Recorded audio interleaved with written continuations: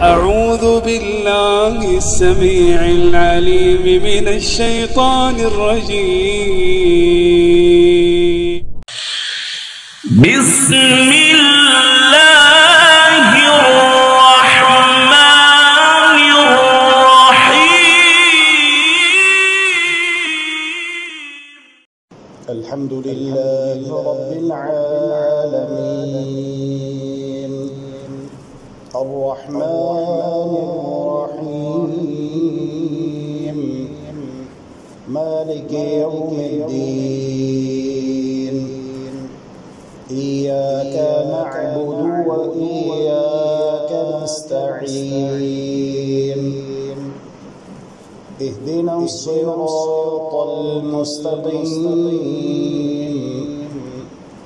صراط الذين أنعمت عليهم غير المغضوب عليهم ولا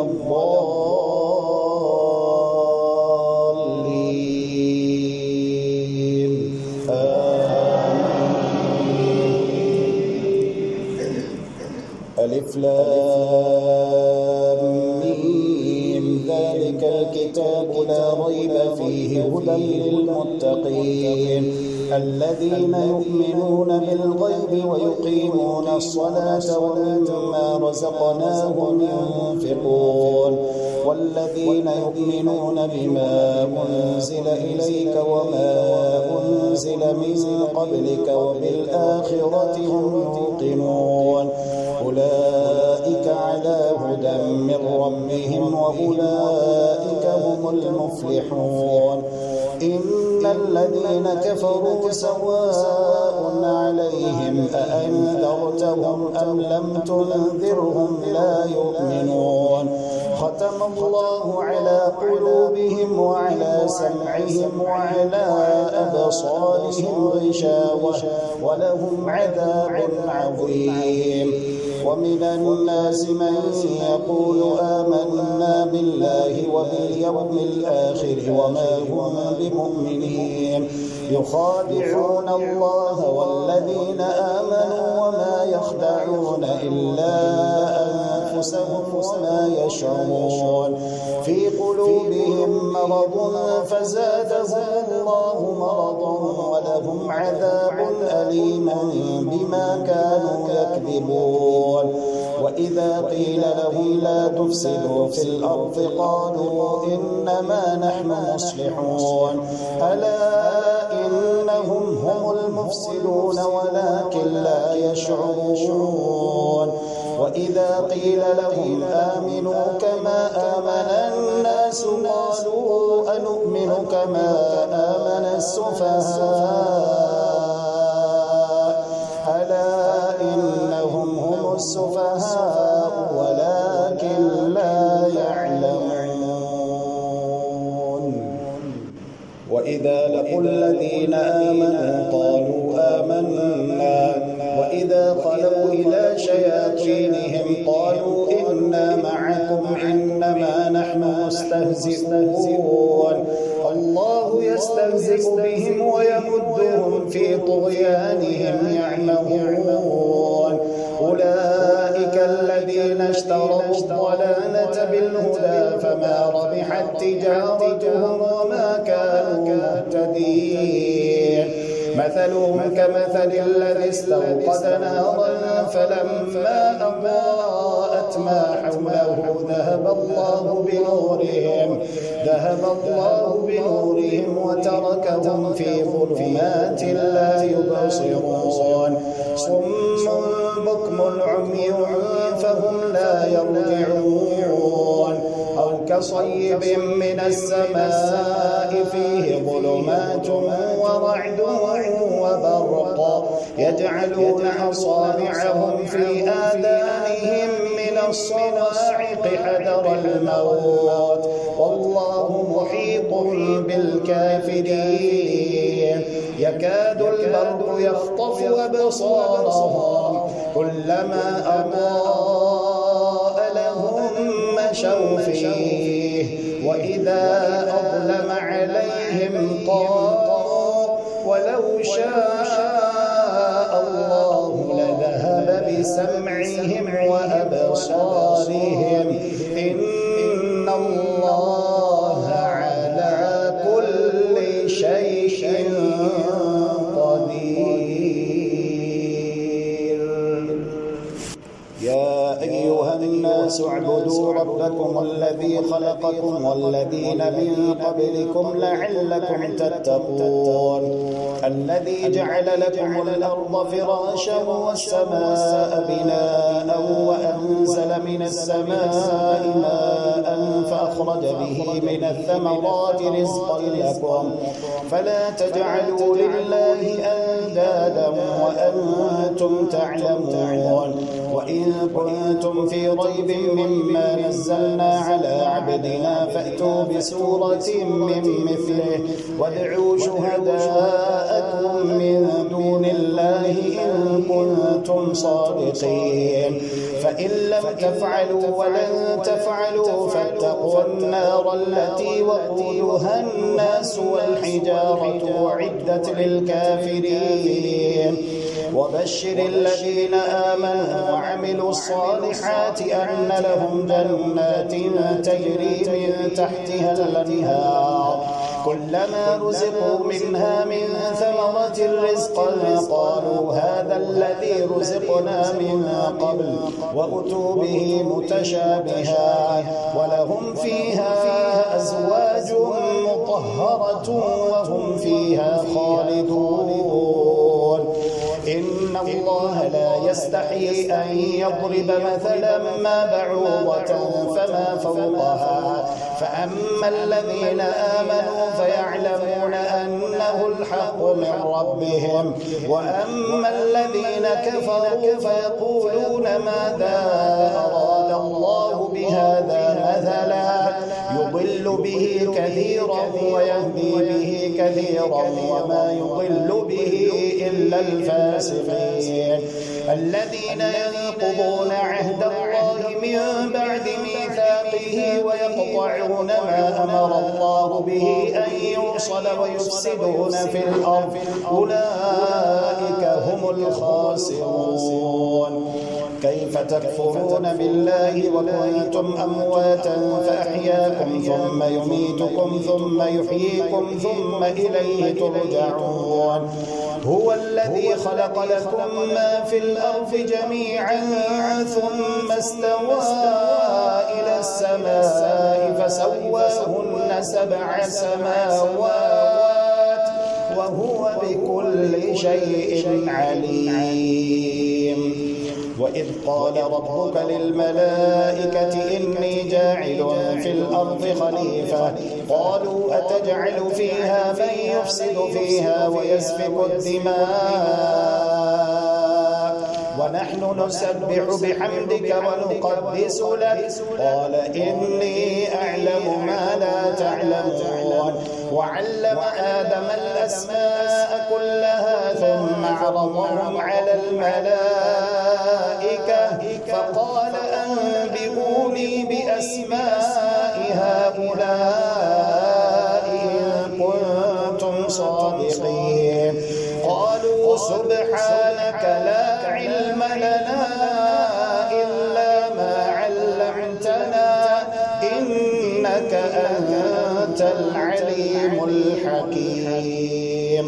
قال يا آدم أنبئهم بأسمائهم فلما أنبأهم بأسمائهم قال ألم أقل لكم إني أعلم غيب السماوات والأرض وأعلم ما تبدون وما كنتم تكتمون. وإذ قلنا للملائكة اسجدوا لآدم فسجدوا إلا إبليس أبى واستكبر وكان من الكافرين. وقلنا يا آدم اسكن أنت وزوجك الجنة وكلا منها رغدا حيث شئتما ولا تقربا هذه الشجرة فتكونا من الظالمين.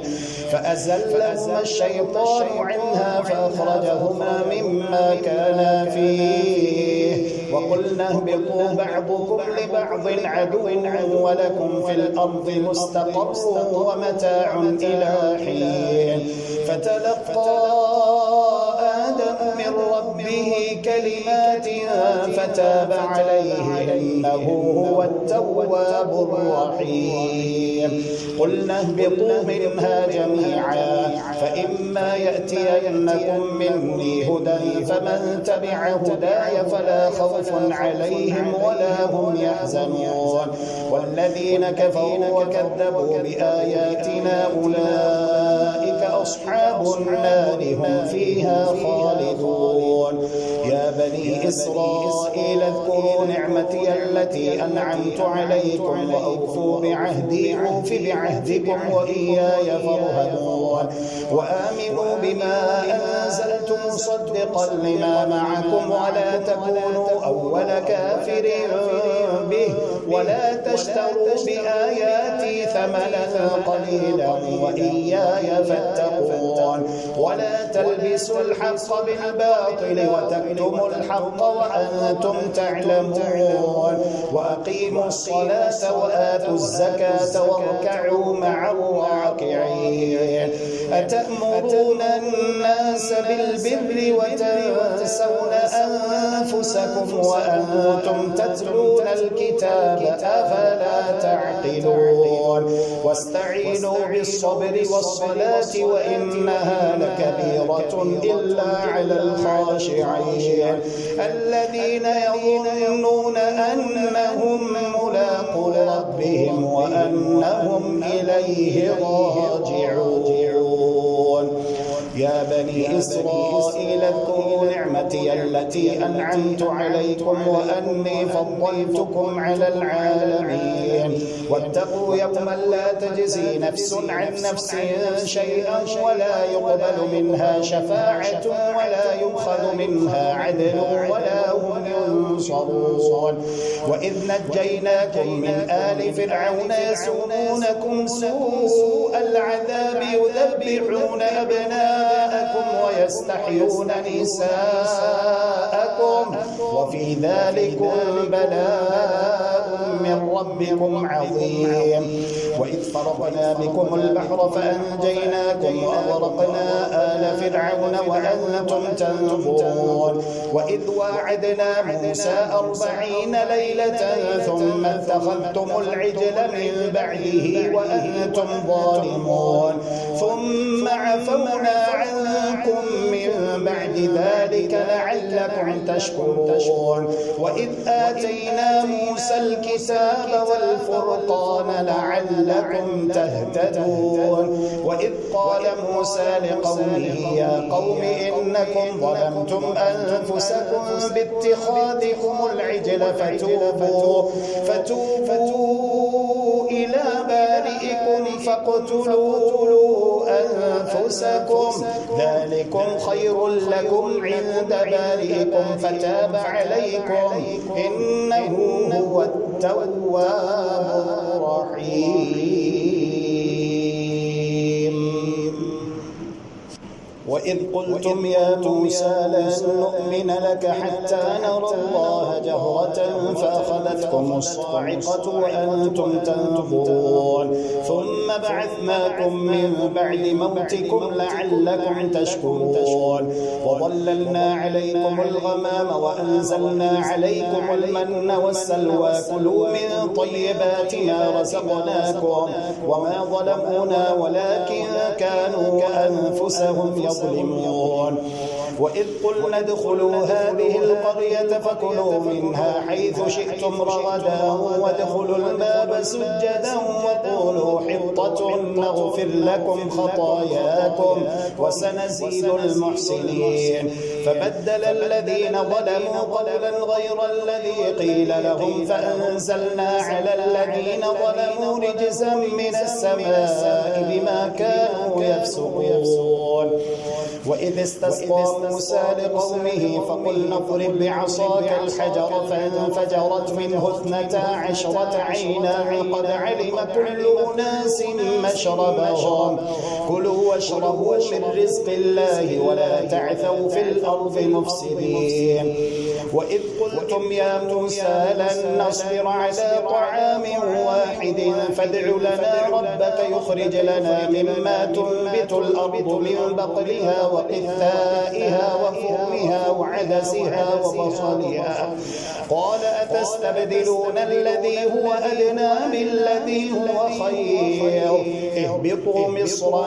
فإن لكم ما سألتم وضربت عليهم الذلة والمسكنة وباءوا بغضب من الله ذلك بأنهم كانوا يكفرون بآيات الله ويقتلون النبيين بغير الحق ذلك بما عصوا وكانوا يعتدون إن الذين آمنوا والذين هادوا والنصارى والصابئين من آمن بالله واليوم الآخر وعمل صالحا فلهم أجرهم عند ربهم ولا خوف عليهم ولا هم يحزنون وإذ أخذنا ميثاقكم ورفعنا فوقكم الطور خذوا ما آتيناكم بقوة واذكروا ما فيه لعلكم تتقون ثم توليتم من بعد ذلك فلولا فضل الله عليكم ورحمته لكنتم من الخاسرين ولقد علمتم الذين اعتدوا منكم في السبت فقلنا لهم كونوا قردة خاسئين فجعلناها نكالا لما بين يديها وما خلفها وموعظة للمتقين وإذ قال موسى لقومه إن الله يأمركم أن تذبحوا بقرة قالوا أتتخذنا هزوا قال أعوذ بالله أن أكون من الجاهلين قالوا ادع لنا ربك يبين لنا ما هي قال إنه يقول إنها بقرة لا فارض ولا بكر عوان بين ذلك فافعلوا ما تؤمرون قالوا ادع لنا ربك يبين لنا ما لونها قال إنه يقول إنها بقرة صفراء فاقع لونها تسر الناظرين قالوا ادع لنا ربك يبين لنا ما هي إن البقرة شابه علينا وإنا إن شاء الله لمهتدون قال إنه يقول إنها بقرة لا ذلول تثير الأرض ولا تسقي الحرث مسلمة لا شية فيها قالوا الآن جئت بالحق فذبحوها وما كادوا يفعلون وإذ قتلتم نفسا فادارأتم فيها والله مخرج ما كنتم تكتمون فقلنا اضربوه ببعضها كذلك يحيي الله الموتى ويريكم آياته لعلكم تعقلون ثم قست قلوبكم من بعد ذلك فهي كالحجارة أو أشد قسوة وإن من الحجارة لما يتفجر منه الأنهار وإن منها لما يشقق فيخرج منه الماء وإن منها لما يهبط من خشية الله وما الله بغافل عما تعملون أفتطمعون أن يؤمنوا لكم وقد كان فريق منهم يسمعون كلام الله ثم يحرفونه من بعد ما عقلوه وهم يعلمون وإذا لقوا الذين آمنوا قالوا آمنا وإذا خلا بعضهم إلى بعض قالوا أتحدثونهم بما فتح الله عليكم ليحاجوكم به عند ربكم أفلا تعقلون أولا يعلمون أن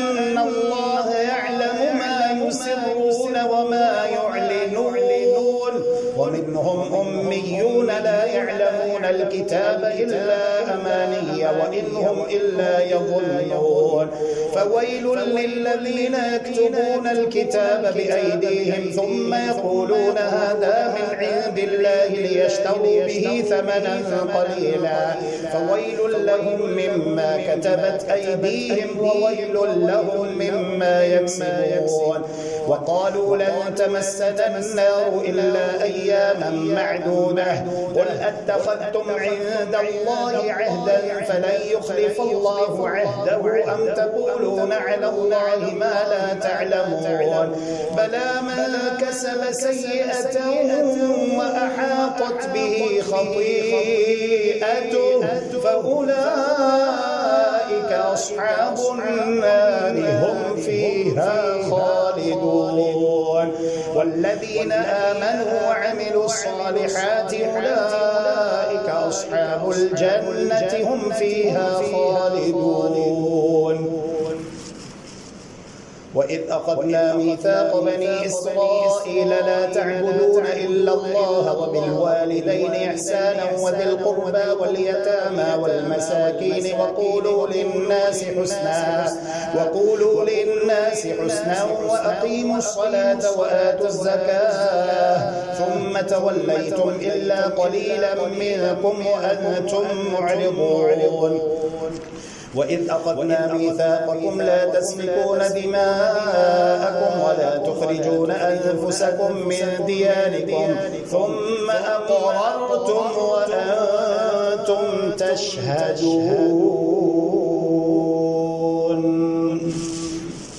ثم أنتم هؤلاء تقتلون أنفسكم وتخرجون فريقا منكم من ديارهم تظاهرون عليهم بالإثم والعدوان وإن يأتوكم مسارى تفادوهم وهو محرم عليكم إخراجهم أفتؤمنون ببعض الكتاب وتكفرون ببعض فما جزاء من يفعل ذلك منكم إلا خزي في الحياة الدنيا ويوم القيامة يردون إلى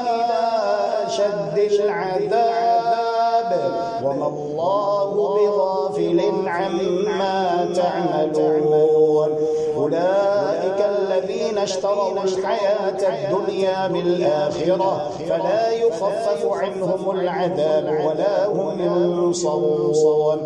ولقد آتينا موسى الكتاب وقفينا من بعده بالرسل وآتينا عيسى ابن مريم البينات وأيدناه بروح القدس أفكلما جاءكم رسول بما لا تهوى أنفسكم استكبرتم ففريقا كذبتم وفريقا تقتلون وقالوا قلوبنا غلف بل لعنهم الله بكفرهم فقليلا ما يؤمنون ولما جاءهم كتاب من عند الله مصدق لما معهم وكانوا من قبل يستفتحون على الذين كفروا فلما جاءهم ما عرفوا كفروا به فلعنة الله على الكافرين بئس ما اشتروا به أنفسهم أن يكفروا بما أنزل الله بغيا أن ينزل الله من فضله على من يشاء من عباده فباءوا بغضب على غضب وللكافرين عذاب مهين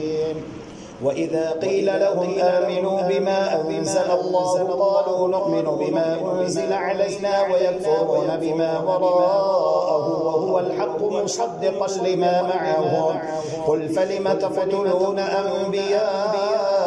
الله من قبل إن كنتم مؤمنين ولقد جاءكم موسى بالبينات ثم اتخذتم العجل من بعده وأنتم ظالمون وإذ أخذنا ميثاقكم ورفعنا فوقكم الطور خذوا ما آتيناكم بقوة واسمعوا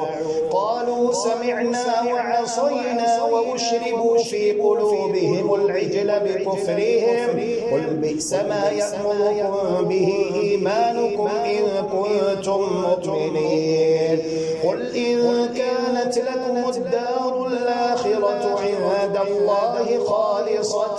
من دون الناس فتمنوا الموت إن كنتم صادقين ولن يتمنوه أبدا بما قدمت أيديهم والله عليم بالظالمين ولتجدنهم أحرص الناس على حياة ومن الذين أشركوا يود أحدهم لو يعمر 1000 سنة وما هو بمزحزحه من العذاب أن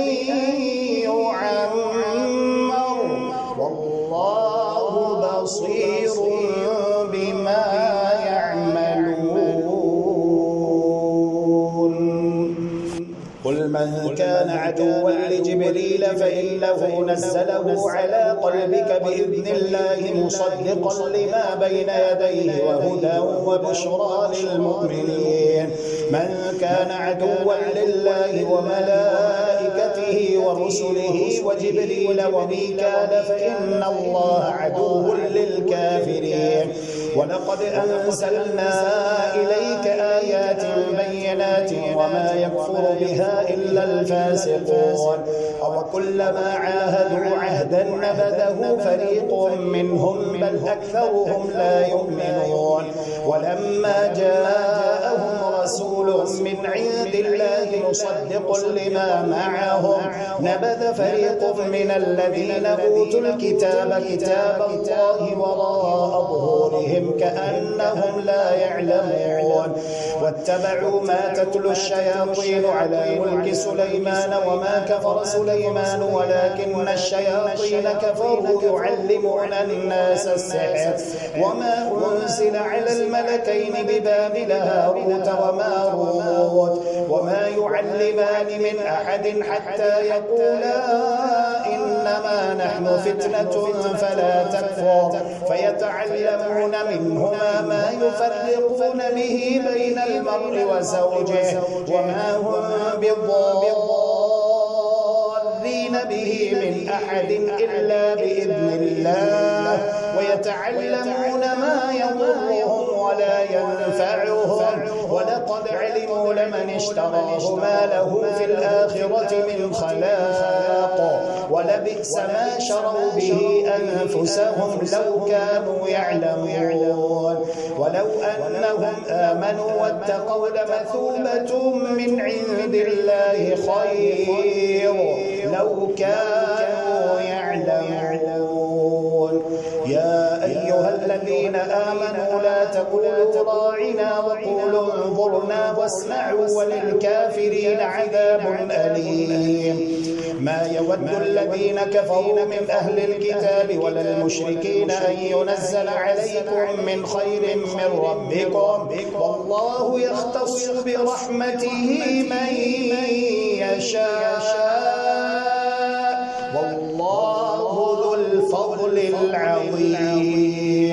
ما ننسخ من آية أو ننسها نأتي بخير منها أو مثلها ألم تعلم أن الله على كل شيء قدير ألم تعلم أن الله له ملك السماوات والأرض وما لكم من دون الله من ولي ولا نصير أم تريدون أن تسألوا رسولكم كما سئل موسى من قبل ومن يتبدل الكفر بالإيمان فقد ضل سواء السبيل ود كثير من أهل الكتاب لو يردونكم من بعد إيمانكم كفارا حسدا من عند أنفسهم من بعد ما تبين لهم الحق فاعفوا واصفحوا حتى يأتي الله بأمره إن الله على كل شيء قدير وأقيموا الصلاة وآتوا الزكاة وما تقدموا لأنفسكم من خير تجدوه عند الله إن الله بما تعملون بصير. وقالوا لن يدخل الجنة إلا من كان هودا أو نصارى تلك أمانيهم قل هاتوا برهانكم إن كنتم صادقين. بلى من أسلم وجهه لله وهو محسن فله أجره عند ربه ولا خوف عليهم ولا هم يحزنون. وقالت اليهود ليست النصارى على شيء وقالت النصارى ليست اليهود على شيء وهم يتلون الكتاب كذلك قال الذين لا يعلمون مثل قولهم فالله يحكم بينهم يوم القيامة فيما كانوا فيه يختلفون. ومن أظلم ممن منع مساجد الله أن يذكر فيها اسمه وسعى في خرابها أولئك ما كان لهم أن يدخلوها إلا خائفين لهم في الدنيا خزي ولهم في الآخرة عذاب عظيم. ولله المشرق والمغرب فأينما تولوا فثم وجه الله إن الله واسع عليم. وقالوا اتخذ الله ولدا سبحانه بل له ما في السماوات والأرض كل له قانتون بديع السماوات والأرض وإذا قضى أمرا فإنما يقول له كن فيكون. وقال الذين لا يعلمون لولا يكلمنا الله أو تأتينا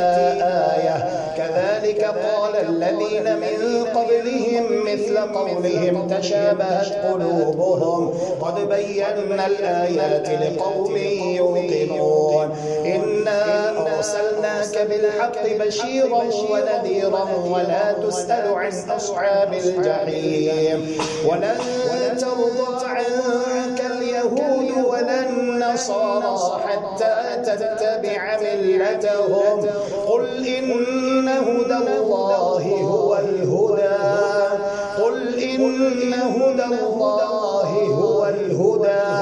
ولئن اتبعت أهواءهم بعد الذي جاءك من العلم ما لك من الله من ولي ولا نصير. الذين آتيناهم الكتاب يتلونه حق تلاوته أولئك يؤمنون به ومن يكفر به فأولئك هم الخاسرون. يا بني إسرائيل اذكروا نعمتي التي أنعمت عليكم وأني فضلتكم على العالمين واتقوا يوما لا تجزي نفس عن نفس شيئا ولا يقبل منها عدل ولا تنفعها شفاعة ولا هم ينصرون. وإذ ابتلى إبراهيم ربه بكلمات فأتمهن قال إني جاعلك للناس إماما قال ومن ذريتي قال لا ينال عهد الظالمين. وإذ جعلنا البيت مثابة للناس وأمنا واتخذوا من مقام إبراهيم مصلى وعهدنا إلى إبراهيم وإسماعيل أن طهرا بيتي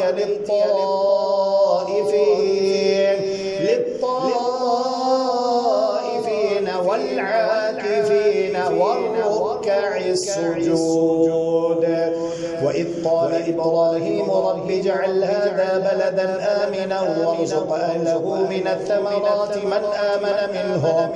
آمن منهم بالله واليوم الآخر قال ومن كفر فأمتعه قليلا ثم أضطره إلى عذاب النار وبئس المصير.